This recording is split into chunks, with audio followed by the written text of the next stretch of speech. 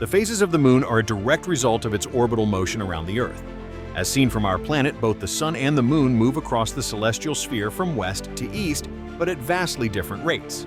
While the sun takes an entire year to complete its journey along the ecliptic, the moon accomplishes a full cycle in approximately 4 weeks.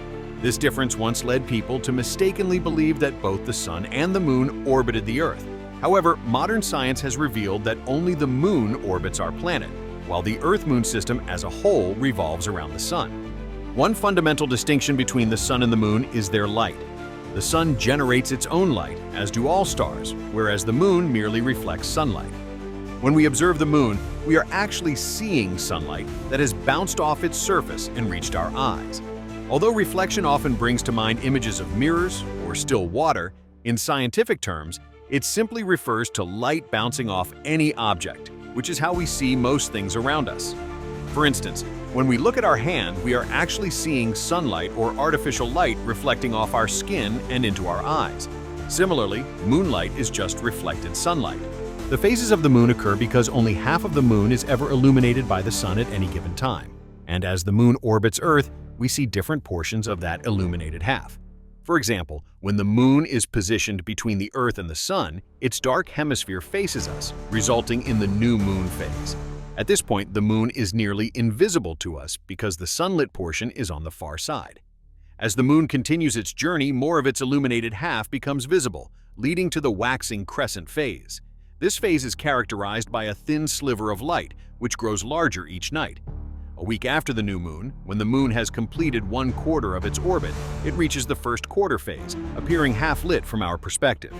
Despite the name, a first quarter moon is not 1/4 illuminated, but rather 1/4 of the way through the lunar cycle.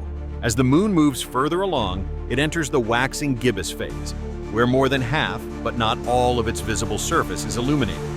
This phase continues until the moon reaches the point opposite the sun in the sky, where its fully illuminated face is visible from Earth, creating the full moon.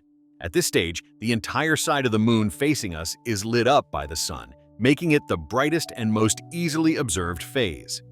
The full moon is often associated with cultural myths and folklore, but its brightness and appearance are simply a result of its position in its orbit relative to the Earth and sun.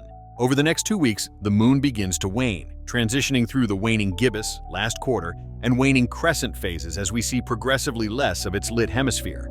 When the moon reaches the last quarter phase, half of its visible surface is illuminated, but on the opposite side compared to the first quarter moon. The waning crescent phase follows, with the illuminated portion decreasing further each night until the cycle resets with a new moon. The complete cycle of lunar phases takes approximately 29.5 days, known as a synodic month. A common misconception is that lunar phases are caused by Earth's shadow falling on the moon. In reality, phases result from the moon's position in its orbit and the angle at which we view its sunlit portion. The Earth's shadow does play a role in rare events called lunar eclipses, but it is not responsible for the moon's regular phases. A simple way to visualize this concept is by holding a small round object, like an orange or a baseball, in front of a light source and rotating it around your head while observing how the illuminated side changes. This experiment mimics the way the moon moves around the Earth and how its phases are created.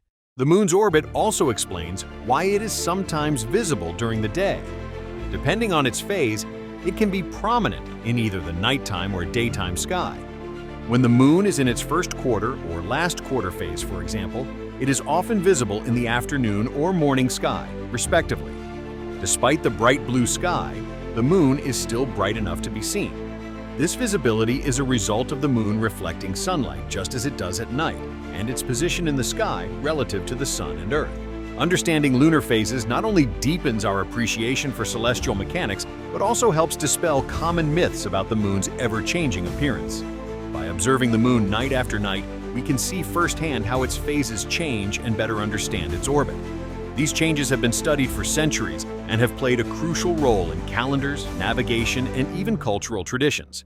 The cycle of the moon continues to fascinate scientists and skywatchers alike, offering a beautiful and predictable rhythm in the night sky.